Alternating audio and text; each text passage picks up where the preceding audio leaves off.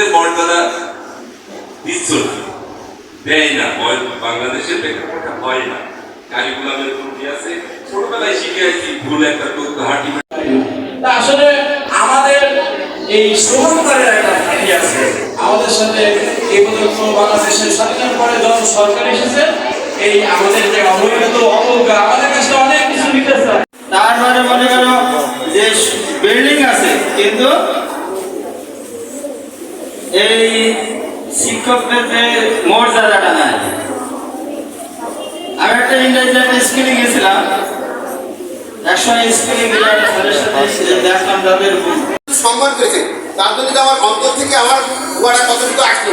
আমরা তো তোমাদের কাছে, তোমরা ডাক্তার ইঞ্জিনিয়ার তোমরা তাই বোঝাই করো, তোমাদের কাছে কিন্তু আমরা কিছু আশা করি, শুধু কি চাই সম্মান। আর যদি আমি এখানে যদি বলি যে তোমাদের বলো যে তোমরা কে শিক্ষক হতে চাও, একদম 100% আমি জানি কেউ হাত তুলবে না।